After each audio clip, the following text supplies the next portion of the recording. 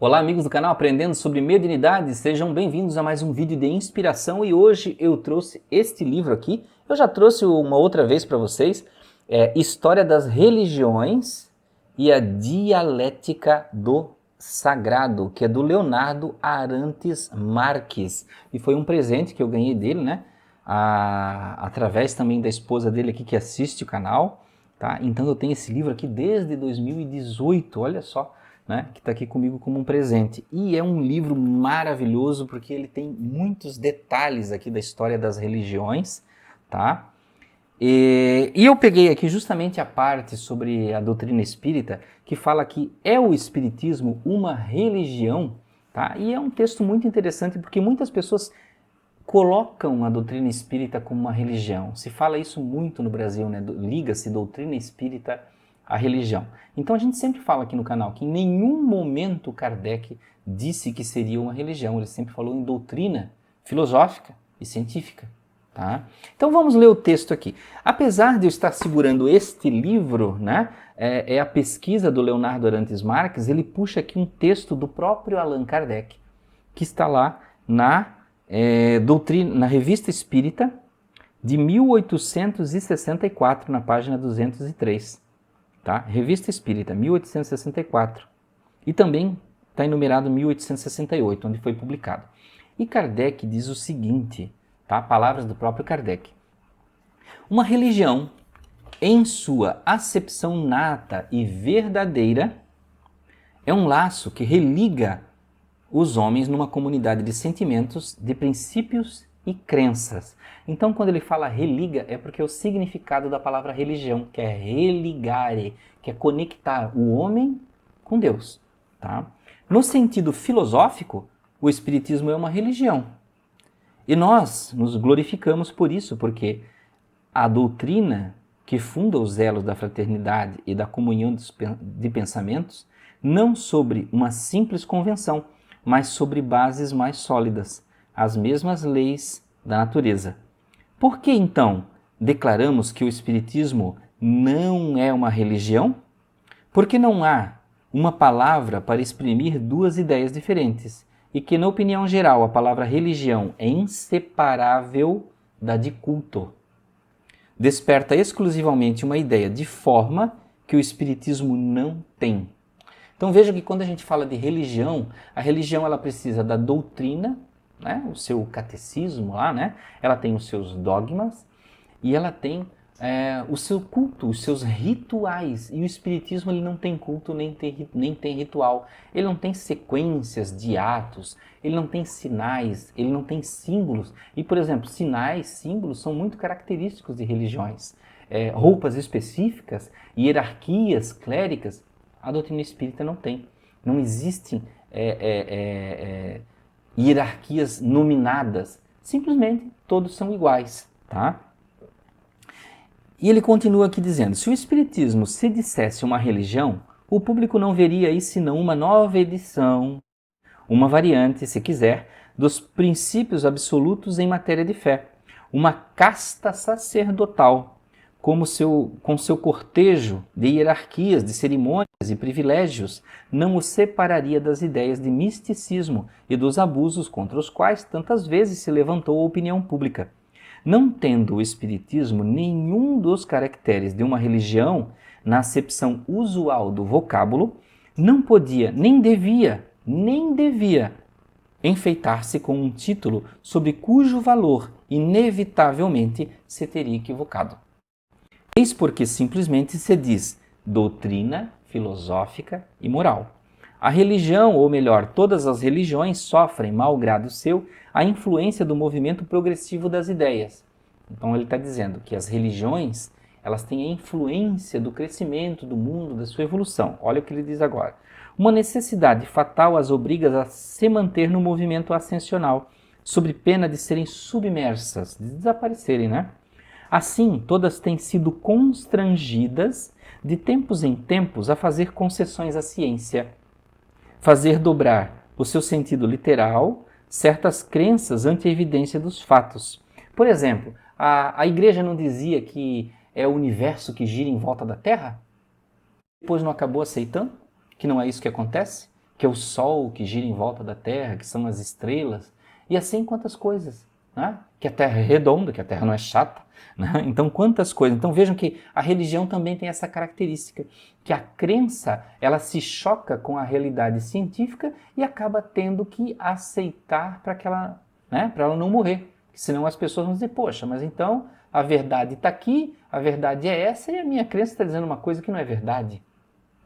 E o Espiritismo não leva para esse lado. O Espiritismo ele aceita e acompanha a ciência a qualquer momento. E ele continua dizendo aqui, a que repudiasse as descobertas da ciência e suas consequências do ponto de vista religioso, mais cedo ou mais tarde perderia sua autoridade e seu crédito e aumentaria o número de incrédulos. Se uma religião qualquer pode ser comprometida pela ciência, a falta não é da ciência, mas da religião fundada sobre seus dogmas absolutos em contradição com as leis da natureza, que são as leis divinas. Repudiar a ciência é, pois, repudiar as leis da natureza e por isso mesmo renegar a obra de Deus. Então, se a ciência revela que a natureza se comporta de uma forma e se a religião negar, está negando a natureza. E a natureza vem de onde? Criação divina. Tá? Fazê-lo em nome da religião seria pôr Deus em contradição consigo mesmo e fazê-lo dizer, eu estabeleci leis para reger o mundo, mas não acreditais nessas leis. Então, este é o texto de Kardec. Então, o autor aqui, o Leonardo Arantes Marques, ele faz uma consideração aqui. Aqui existe uma confusão razoável entre os espíritas e muito mais entre os não espíritas. Alguns espíritas querem, de qualquer forma, enfiar o espiritismo em uma religião posta. No Brasil, considera-se o espiritismo ao mesmo tempo uma ciência, filosofia e religião. Para um pesquisador e historiador, parece difícil entender como o espiritismo no Brasil chegou a essa trindade doutrinária, sendo que o próprio Allan Kardec diz o contrário quando afirma: espiritismo não é uma religião, não pretende sê-lo e não possui nenhum dos caracteres de uma religião. Se considerarmos que religião não é aquele religare inventado para justificar queda, pecado e culpa, né, que são três elementos que prendem o crente, né, aquele que acredita, né, mas como revelação, é possível propormos a todos os pensamentos e filosofias que tenham sido esse tipo de experiência sagrada como religião. Assim, se considerarmos religião como Mircea a considera, tá? Experiência do sagrado, o Espiritismo também é uma religião no sentido proposto e não posto, que é uma experiência do sagrado. Tá? E aqui tem, de Kardec ainda 735, ele tem uma citação do livro A Gênese, que diz o seguinte: o Espiritismo dando-nos a conhecer o mundo invisível que nos cerca, e no meio do qual vivíamos sem o suspeitarmos, assim como as leis que o regem, suas revelações com o mundo visível, a natureza e o estado dos seres que o habitam e, por conseguinte, o destino do homem depois da morte, é uma verdadeira revelação na acepção científica da palavra. Tá? Então vejam que ele fala de revelação na acepção científica. E muitos espíritas teimam em tratar como uma revelação religiosa.